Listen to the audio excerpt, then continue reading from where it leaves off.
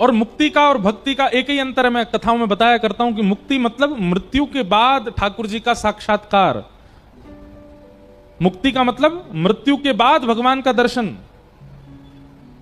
और भक्ति का मतलब जीते जी भगवान का दर्शन। जनाबाई ने मुक्ति की कामना नहीं की, भक्ति की कामना की। मीराबाई ने मुक्ति की कामना नहीं की, भक्ति की कामना की। कर्माबाई, करमेती बाई, ये सब वो हैं जिन्होंने कभी मुक्ति की कामना, भगवान स्वयं श्रीमद् भागवत में कहते हैं दीयमान न ग्रहणंती, मैं 5 प्रकार की मुक्ति प्रदान करता हूं, पर वो मुक्ति की कामना नहीं करते मैया, वही मेरे अनन्य भक्त हैं। भगवान कपिल बताते हैं देवूती माता को, मुक्ति की कामना नहीं करते। जनाबाई का प्रसंग आता है कि श्री जनाबाई चक्की पीसती थी रात को।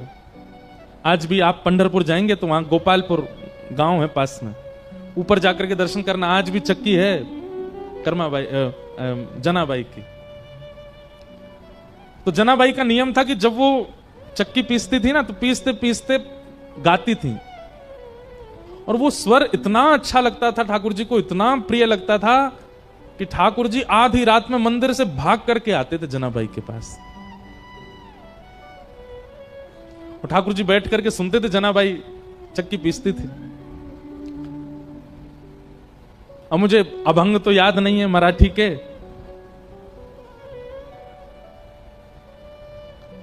पर कोई जनाबाई का ऐसा भाव याद आएगा कभी तो होगा। अभी अगले 3 दिन में आया तो मैं सुनाऊंगा कुछ।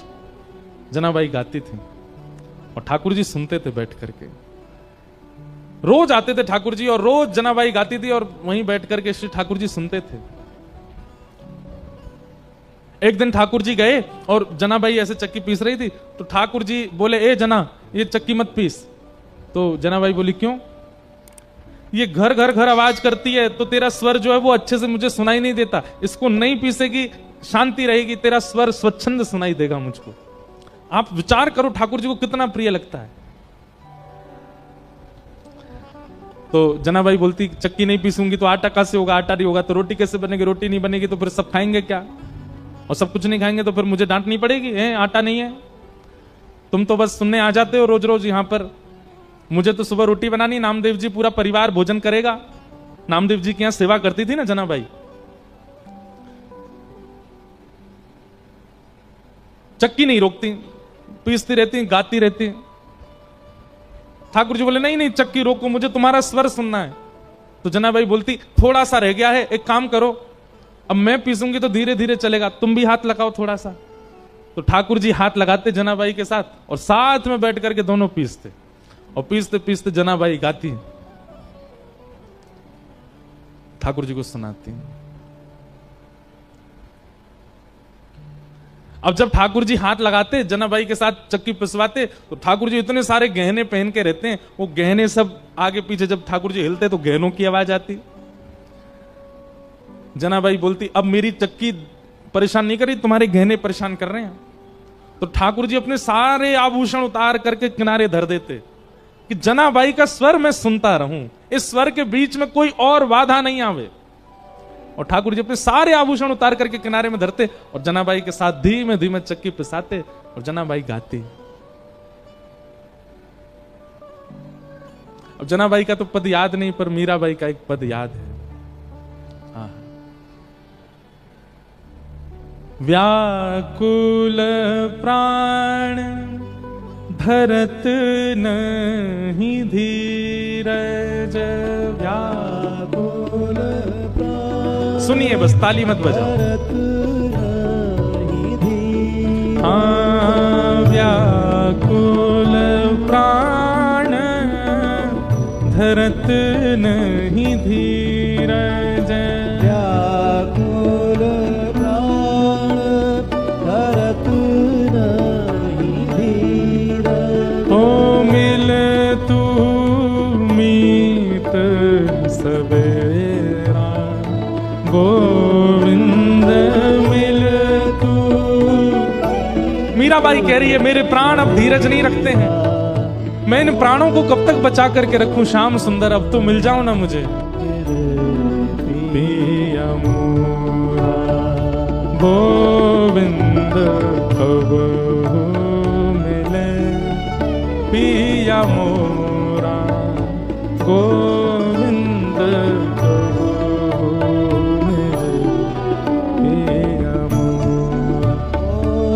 देखो ये भी एक संयोग है, मीराबाई का पद है पर नेत्र बंद करके दिख जनाबाई रही।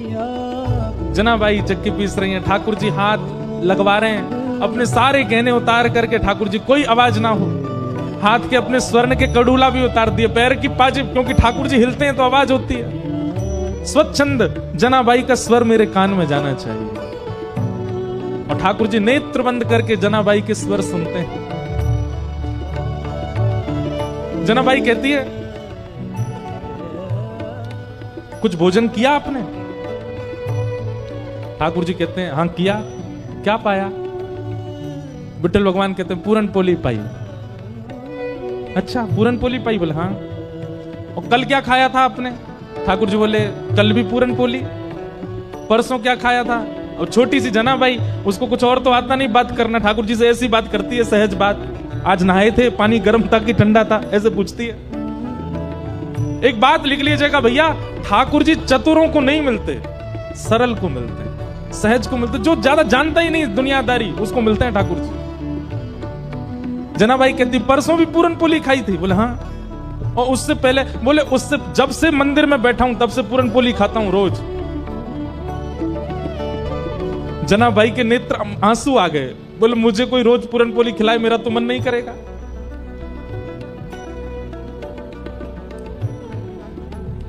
मैं कुछ बना के पवाऊं? ठाकुर जी बोले हाँ, एक शर्त पे। बोले क्या? गाते गाते बनाना, मैं सुनता रहूंगा। जनाबाई ठीक है। रात्रि का समय, सब सो रहे हैं और जनाबाई ठाकुर जी के साथ आनंद कर रही है। चूल्हा चेताती है धीरे से, हाथों से रोटी बनाती है, दाल रख देती है।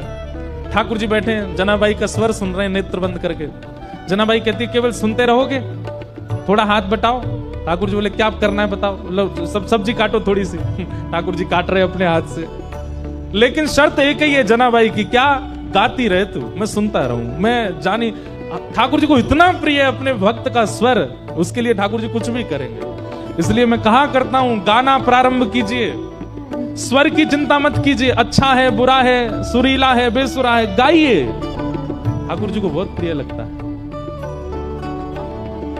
कबहू मिले पिया मोरा गोविंद, कबहू मिले पिया मोरा गोविंद, कबहू मिले पिया मोरा गोविंद, कबहू मिले पिया।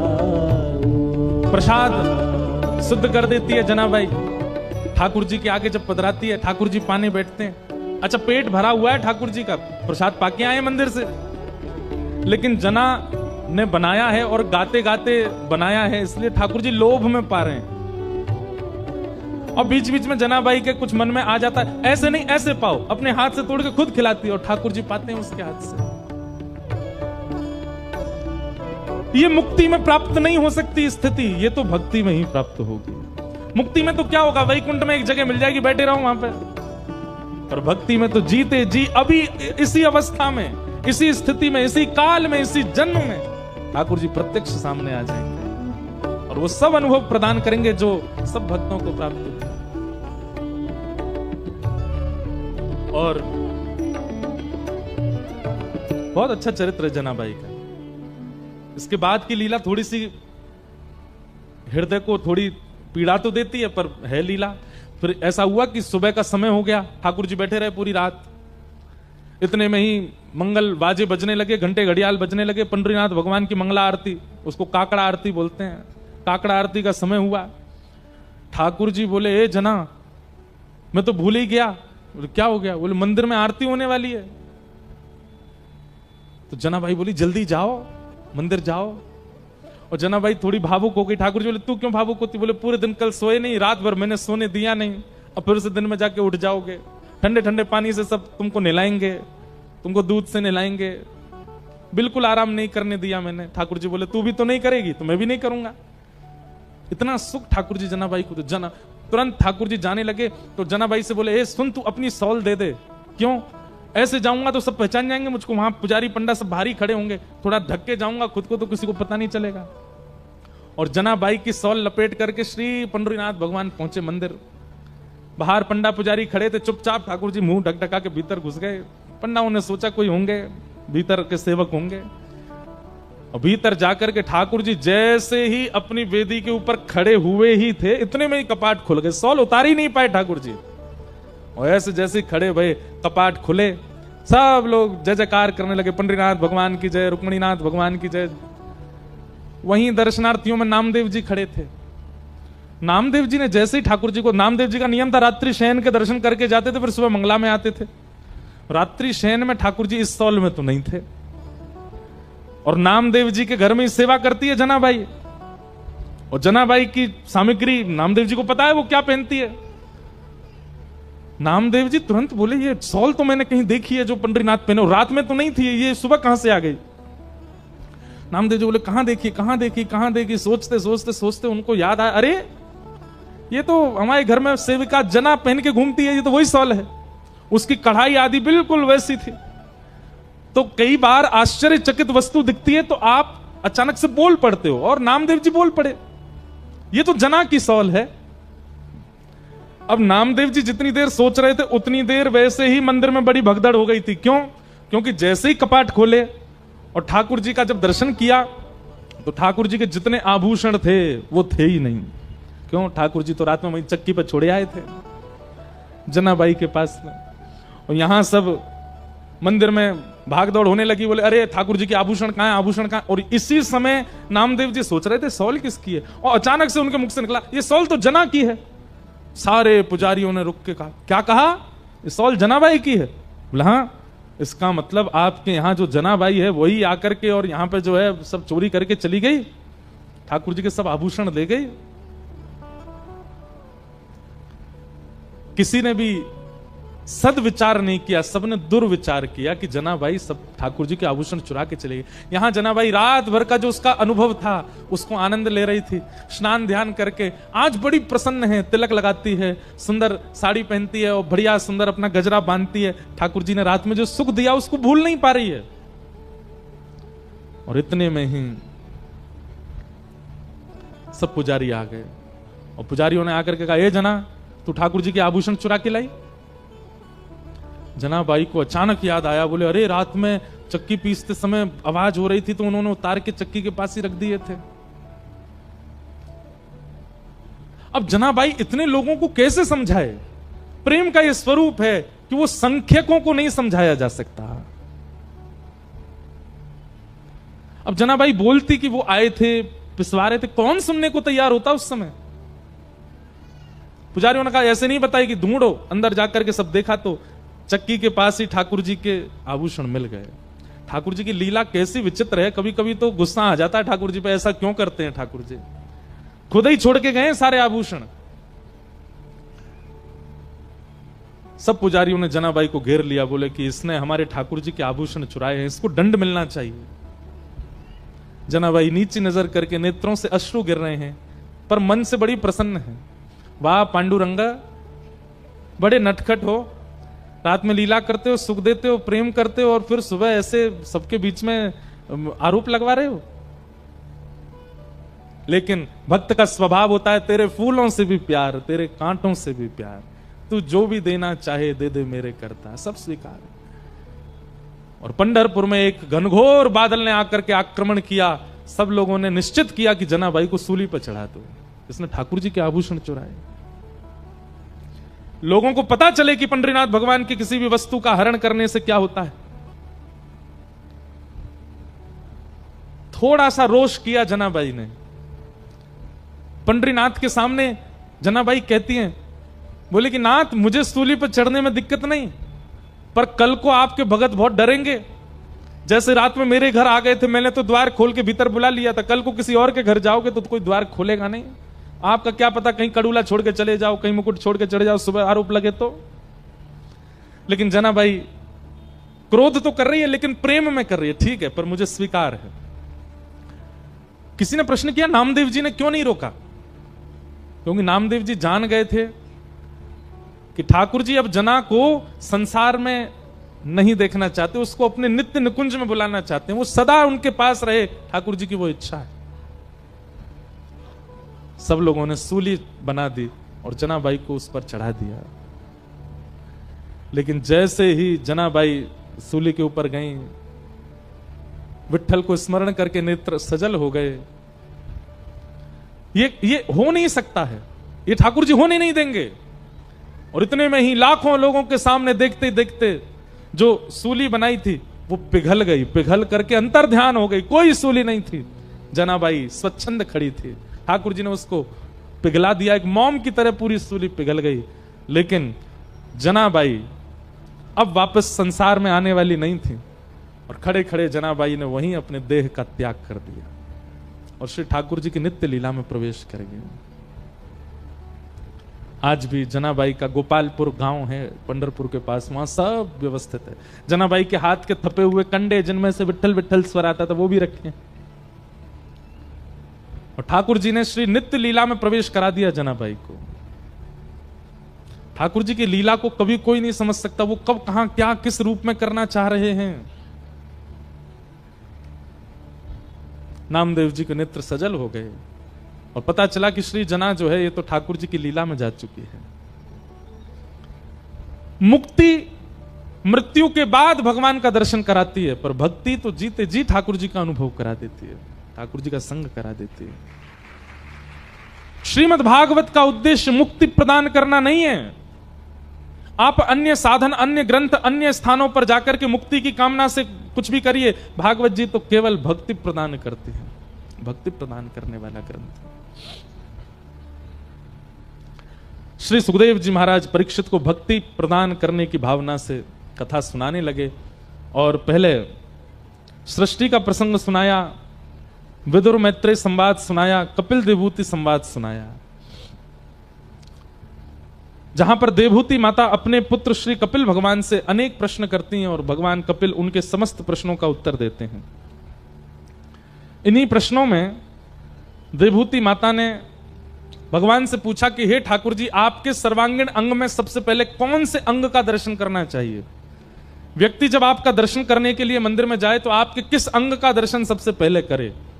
तब भगवान कहते हैं, संचिंतयेत् भगवतश्चरणारविंदम वज्रांकुशध्वज सरोरुहलांचनाड्यम उत्तुंग रक्त विलसन लख चक्रवाल ज्योत्स्ना विराहत महद हृदयांधकारम। बहुत ध्यानपूर्वक सुनिए। मंदिर में प्रवेश करते सबसे पहले ठाकुर जी के युगल चरणों का दर्शन करना चाहिए। ठाकुर जी चाहे कितने भी सुंदर बन के खड़े हों, कितने भी बढ़िया पोशाक पहनी हो, कितना भी मुख उनका चमक रहा हो, आप सबसे पहले नजर गाड़ के उनके चरण ही देखो। कई मंदिर ऐसे वहां चरण दर्शन नहीं होते, जैसे श्री जगन्नाथ जी, अब यहां चरण दर्शन नहीं हो रहे, तो क्या करना है? ठाकुर जी के निचले भाग को देखना है और निचले भाग में चरण का भाव रखना है, चरण की अनुभूति करनी है कि ठाकुर जी के ऐसे ऐसे चरण हैं, उन चरणों में हम प्रणाम कर रहे हैं। फिर चरणों को प्रणाम करने के बाद घुटने, फिर उसके बाद उदर, फिर वक्ष, अंत में मुख देखना चाहिए। नीचे से ऊपर ठाकुर जी का दर्शन करना चाहिए। हम क्या करते हैं? मुख ही मुख देख के निकल जाते हैं, कभी अवसर मिलता तब नीचे आके चरण आदि देख के फिर जाते हैं। नहीं, ठाकुर जी स्वयं आज्ञा कर रहे हैं कि सबसे पहले मेरे चरणों का दर्शन करना चाहिए। इसके पीछे कारण क्या? हम लोग कितने विषयों को चित्त में लेकर के गए हैं मंदिर, और ठाकुर जी के सामने जाकर के उन विषयों के सहित ठाकुर जी का दर्शन करेंगे तो ठाकुर जी चित्त में प्रतिष्ठित नहीं हो पाएंगे। हम आपसे अगर पूछें कि आप अंतिम बार पंढरपुर कब गए थे, आप कहोगे 2 महीना पहले। और अगर मैंने कहीं पूछ लिया कि 2 महीना पहले पंढरपुर जब गए थे, विट्ठल भगवान की पोशाक का वर्ण कैसा था, आपको याद नहीं होगा। क्यों? क्योंकि ठाकुर जी का वो स्वरूप आपके चित्त में प्रतिष्ठित नहीं है। पर आपसे पूछा जाए कि जब आपका ब्याह हुआ था तब आपकी पत्नी ने कौन से कलर की साड़ी पहनी थी ब्याह पे, आपको याद होगा। पति ने कैसी शेरवानी पहनी थी वो भी याद होगा। गुब्बारे जो लगे हुए थे पंडाल में उनका रंग कैसा था याद होगा। क्यों? वहां पर चित्तवृत्ति सारी लगी हुई थी आपकी। इतने प्रसन्न थे कि अब मेरा ब्याह होने वाला है, अब मैं दुल्हा बन गया हूं। साली ने जो जूतियां चुराई थी वो कैसे रंगी थी ये भी याद होगा। क्यों? क्योंकि वहां आपकी चित्तवृत्ति पूरी लगी थी। मंदिर में ठाकुर जी का वर्ण कैसा था ये आपको याद नहीं है। महाराज कोई पूछ ले तो प्रेमी का तो स्वरूप ऐसा होता है कि वो 2 साल पहले अपने प्रियतम को मैंने कैसे देखा था उसको याद होता है। हमको क्यों याद नहीं रहता ठाकुर जी कैसे थे? हमारी कथा हुई थी पंढरपुर में, श्री पंडरीनाथ भगवान के रोज दर्शन करने जाते थे और प्रत्येक दिन की स्मृति है कि कौन कौन से वर्ण के वस्त्र ठाकुर जी पहनते थे, कौन से दिन कैसी पाग होती थी, कैसी पोशाक होती थी, कैसी माला होती थी, सब याद है।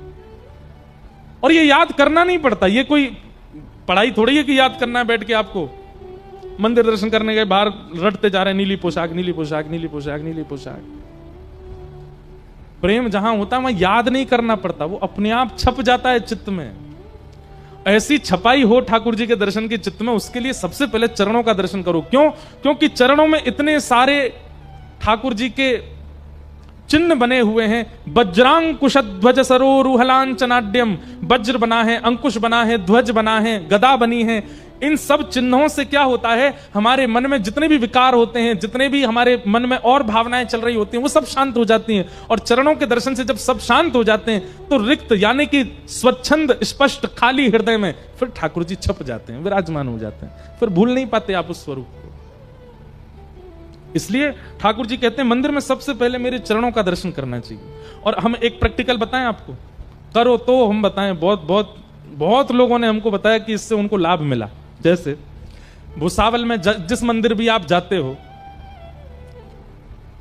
नियमित रूप से 5 दिन जाइएगा और 5 दिन ठाकुर जी का मुख मत देखिएगा, केवल चरण देखिएगा।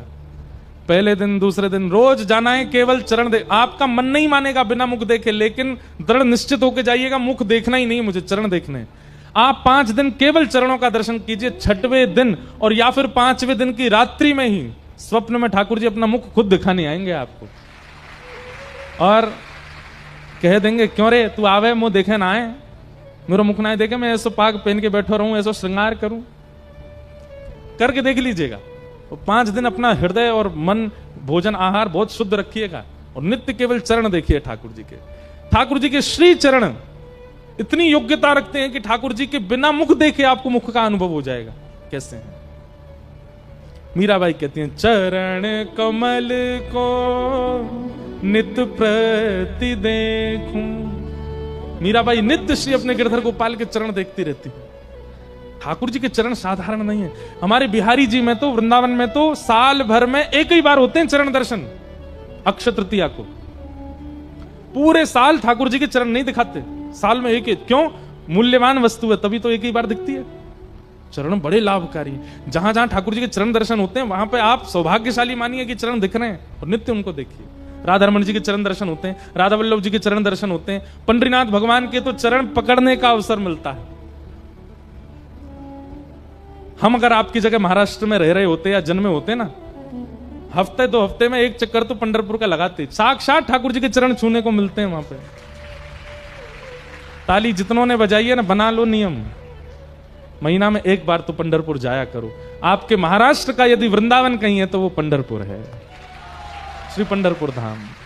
चंद्रभागा जी साक्षात श्री यमुना जी हैं और श्री पंडरीनाथ साक्षात कृष्ण ही है। के चरण दर्शन पहले करने ताकि चित्त में स्वरूप विराजमान हो। हमारे मध्य आज बड़ी कृपा करके परम पूजनीय प्रातस्मरणीय श्री 1008 महामंडलेश्वर पूज्य श्री जनार्दन जी महाराज पधारे हैं। महाराज जी को बारंबार वंदन, बारंबार प्रणाम। और आपका आगमन उसी समय हुआ जब ये पंक्ति चल रही थी कि मैं तो रहूं संतन के संग। जो वाक्य चले उसी समय वो घट जाए तो समझो कि ठाकुर जी की दृष्टि है कथा के ऊपर। और फौजपुर निवासी हमारे परम पूजनीय प्रातस्मरणीय श्री 1008 महामंडलेश्वर पवन जी महाराज भी पधारे हैं। आपको भी बारंबार वंदन है, बारंबार प्रणाम है। साथ ही व्यास जी भी आए हैं, आपको भी बारंबार वंदन है। ठाकुर जी के चरण दर्शन की महिमा भगवान कपिल बताते हैं देवूति माता को। इस प्रकार से देवूति माता के अनेक प्रश्नों का उत्तर ठाकुर जी देते हैं। तत्पश्चात सती चरित्र कहा गया और श्री ध्रुव जी महाराज का प्रसंग सुनाया। बाल अवस्था में श्री ध्रुव जी को अल्प 5 महीने के केवल भजन साधन से श्री ठाकुर जी का दर्शन हो गया। एक बात बहुत ध्यानपूर्वक सुनिए, कल ध्रुव चरित्र हम सुना रहे थे कथा में, प्रहलाद जी का चरित्र भी कल ही सुना दिया था, पर ध्रुव जी के प्रसंग की एक विशेष बात सुनिएगा, बहुत ध्यानपूर्वक सुनिए। ठाकुर जी के दर्शन में आवश्यक क्या होता है जिससे ठाकुर जी जल्दी रीझ जाएं? सब लोग इधर देखिए, बहुत ध्यान से सुनिए। प्रहलाद जी महाराज भागवत जी में कहते हैं, न दानम न तपोनिज न शौचम न व्रतानि च प्रीयते मलया भक्त्या हरिरन्यत विडंबनम। बहुत ध्यान से सुनिए। न दानम न तपः, यज्ञ कहते हैं यज्ञ को, न दानम न तपोनिज्य न शौच्यम बहुत पवित्रता, न व्रतानि च न व्रत से, इन सब से ठाकुर जी मिलेंगे ये कंफर्म नहीं है। आप 30 दिन के महीने में 25 दिन व्रत करते हो, 5 ही दिन भोजन करते हो, ठाकुर जी मिलेंगे?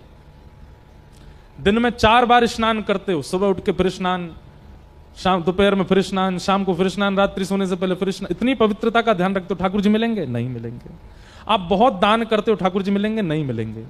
कंफर्मेशन नहीं है ये, तो बस ये कि आप कर लीजिए, आपको पुण्य भले ही मिल जाएगा, आप शुद्ध हो जाओगे, आपके पाप कट जाएंगे, पर ठाकुर जी की प्राप्ति इन सबसे प्रमाणित नहीं है। न दानम न तपोनिज्य न शौच्यम न व्रतानि च। तो प्रहलाद जी कहते हैं फिर कैसे मिलेंगे? बोले प्रियते मलया भक्त्या हरिरन्यत विडंबनम। अब आप में से कई लोग कहेंगे अभी अभी तो आप दान की महिमा बता रहे थे, थोड़ी देर पहले पवित्रता की महिमा बता रहे थे, और अभी अचानक से आप स्विच हो गए, अपने आप ही कह रहे हो कि इनसे ठाकुर जी नहीं मिलेंगे। हमारी बात बहुत ध्यान से सुनना। आपने हमसे कहा महाराज जी हमारे घर आओ भोजन करने, हमने कहा ठीक है। आपने कहा सुनिए सुबह कुछ पाके मत आइएगा, थोड़ा थोड़ा जगह रख के आना, हम बहुत सारा सामान बनाएंगे। हमने कहा ठीक है। अब हम सुबह ना तो बाल भोग किया ना राज भोग किया, सीधे रात्रि में प्रसाद पाने, कथा के बाद वैसी भूख बहुत लगती है, आ गए घर। आपने इतनी बड़ी थाल रख दिया सामने, बोले ये महाराज जी तोरई की सब्जी है, घिया की सब्जी, पनीर की सब्जी, मटर की सब्जी, और ये उसकी सब्जी उसकी सब्जी, सब्जियां बना दी 8 प्रकार की। हम अभी प्रतीक्षा कर रहे हैं और भी कुछ आ रहा होगा। अब मिष्ठान आया, ये गुलाब जामुन, रसगुल्ला, बर्फी, ये पेड़ा आदि आदि। उसके बाद नमकीन आई, ये रतलामी भुजिया, ये बीकानेरी भुजिया, ये वहां का पापड़, ये महाराष्ट्र का पापड़, ये वो पापड़। और सब पधराने के बाद आप हाथ जोड़ के बैठे, पाइए। हम कहे भले आदमी रोटी तो दीजिए। आप बोले सब बनाया, रोटी ही नहीं बनाइए, बस आपके लिए सब कुछ तैयार किया पर रोटी नहीं बनाई है हमने। बताइए, बहुत भूखा व्यक्ति हो उसको केवल आप सब्जियां प्रदान कर दो, या कोई भोजन पाने बैठा हो सब्जी से कह दो पेट भरो अपना,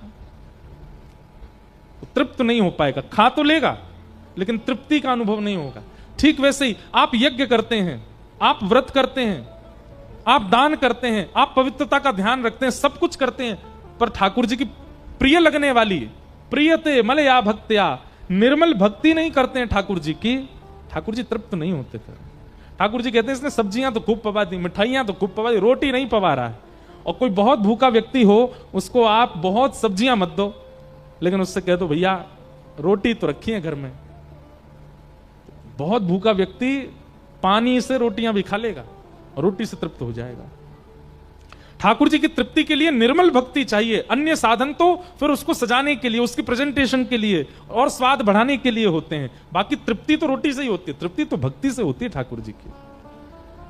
ध्रुव जी महाराज ने 5 वर्ष की आयु में ठाकुर जी को प्राप्त कर लिया। यहां लोग 5-5 हजार साल तक तपस्या करके जा चुके हैं भारत में, ठाकुर जी नहीं मिले। 5 वर्ष में 5 महीने के तप ने भगवान को प्रकट कर दिया।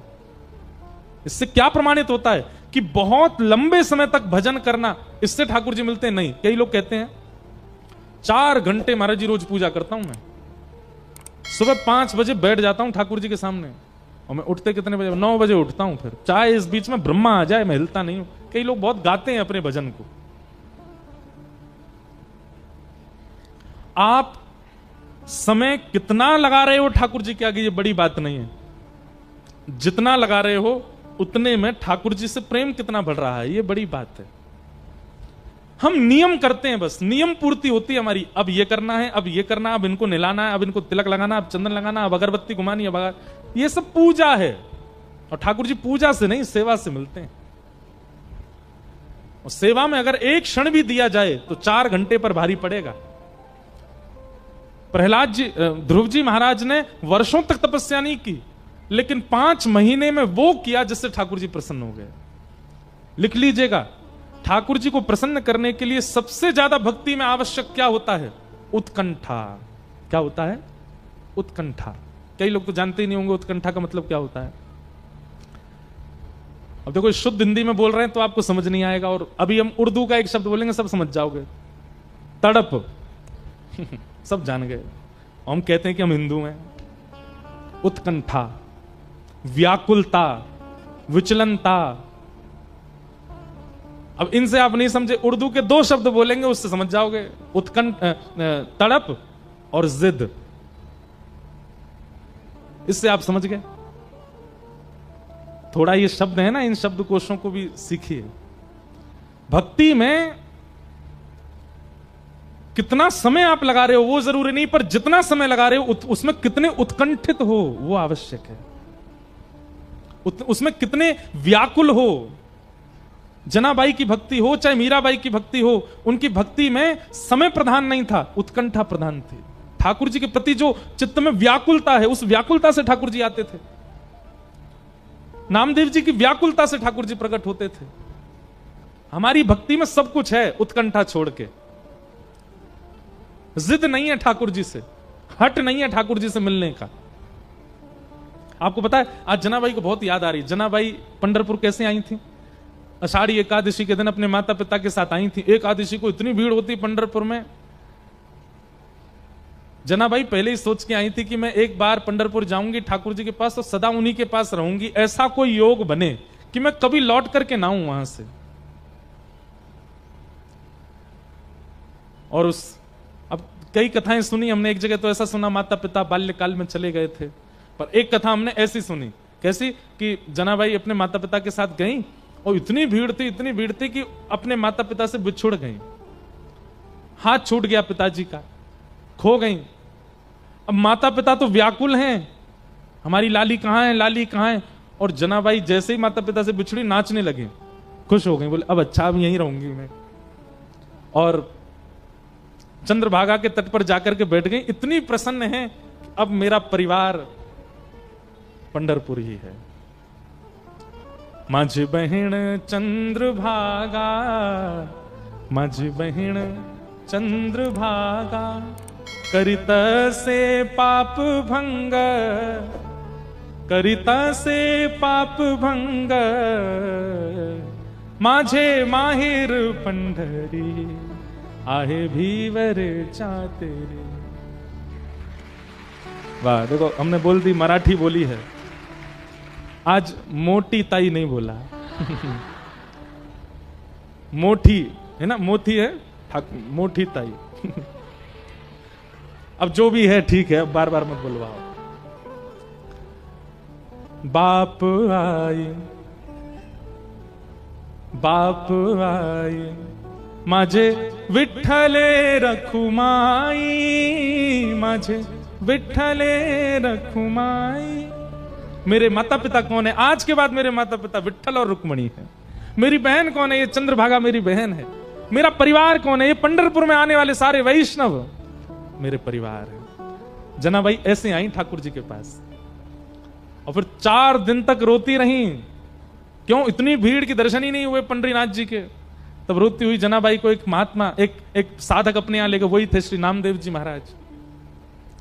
वो तो रोती क्यों? बोले मेरे विठ्ठल कब मिलेंगे, मुझे विठ्ठल कब मिलेंगे। ये उत्कंठा, ये व्याकुलता, ये मिलने की अत्यंत तीव्र इच्छा भक्ति में ये आवश्यक है, और हमारे अंदर यही नहीं है।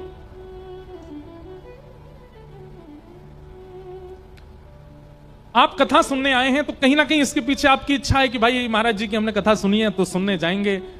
चलो फ्री टाइम है, एग्जाम हो गए बच्चों के, सुनने जाएंगे। नव वर्ष चल रहा है, रामनवमी आ रही है, नवरात्रि है, पुण्य बढ़ेगा, कथा सुनने जाएंगे। उत्कंठा से कितने लोग आए हैं, व्याकुलता से कि कथा में ऐसा कुछ सुनने में आ जाए, ऐसा कोई भाव हमारे अंदर आ जाए कि हमें साक्षात पंडरीनाथ के भुसावल में ही दर्शन हो जाए। ये व्याकुलता सबकी नहीं है, और जिसकी है वो सौभाग्यशाली। भक्ति लिख लीजिएगा, पवित्रता नहीं है चलेगा, दान नहीं है चलेगा, व्रत नहीं है चलेगा। हम ज्यादा व्रत नहीं कर पाते, हम अपनी एकादशी व्रत करते, बस एकादशी व्रत करते हैं, रामनवमी व्रत करते हैं, जन्माष्टमी व्रत करते हैं। अब कई लोग मुझे बोले नवरात्रि, मैंने कि भाई देखो ये बना नहीं रहे, यही व्रत है हमारा। और ज्यादा भूखे रहनी, भूखे भजन ना होए गोपाला, व्रत ज्यादा नहीं हो सकता। हमारे लाल जी भी नहीं करते तो हम भी नहीं करते। लेकिन अच्छा एक बात बताऊं, मैं कथा में एक बात पर बहुत जोर देता हूं कि आदमी जीव का व्रत करता है कि इसको साबूदाना खिलाएंगे, इसको खिचड़ी खिलाएंगे, इसको अन्न नहीं खिलाएंगे। भाई सबसे बड़ा एक बात बता दें, आज सबसे बड़ा व्रत क्या है, इसका व्रत करके दिखा दो। अन्न छोड़ना बड़ी बात नहीं रह गई आज की डेट में। आपको पता अन्न व्रत की प्रथा क्यों शुरू हुई थी? क्योंकि प्राचीन काल में भोजन ही था, व्यक्ति के पास और कुछ नहीं था। वो मेहनत करता था भोजन पाने के लिए, इतना खाता था, सुबह भी खाता, दोपहर में भी खाता, मध्याह्न में भी खाता, बीच में और खाता, फिर रात में फिर खाता, सोने से पहले फिर खा लेता। इसलिए हमारे आचार्यों ने कहा भाई इतना भोजन करेगा व्यक्ति तो इसके कोई व्रत बनाओ। फिर व्रत बना दिए, एकादशी का व्रत, सोमवार का व्रत, मंगलवार का व्रत, ये व्रत, ताकि अन्न कम खाएगा तो कम से कम स्वस्थ रहेगा, इसलिए व्रत में अन्न त्याग बनाया। पर अब जमाना बदल गया है। कई बच्चे ऐसे हैं वो सो के ही 2 बजे उठे, ना तो उन्होंने नाश्ता किया ना उन्होंने दोपहर का भोजन किया। व्रत तो आधा दिन का वैसे ही हो गया उनका। व्रत करना कोई बड़ी बात नहीं है आज की डेट में। कोई बहुत इतराया मत कीजिए वो लोग जो 9 दिन का व्रत करते हैं, तो हम 9 दिन हो गए अन्न नहीं खा रहे। मैं मानूं तब आपको फोन छोड़ के दिखाओ 9 दिन के लिए। महाराज एक बात बता दें आपको, आगामी सावन के महीने में 16 सोमवार आपने अगर फोन नहीं छुआ, इंटरनेट नहीं चलाया, 16वें सोमवार के दिन शिवलिंग में से महादेव प्रकट हो जाएंगे। मैं प्रसन्न हो गया, वरदान मांग ले। क्या चाहिए तुझे, मांग बेटा। व्रत उसका किया जाता है जिस वस्तु के आप बहुत आदी हो चुके हो। मैं तो अपने श्रोताओं से कहता हूं कि हर एकादशी पर अपनी नई इंद्रिय का व्रत किया करो।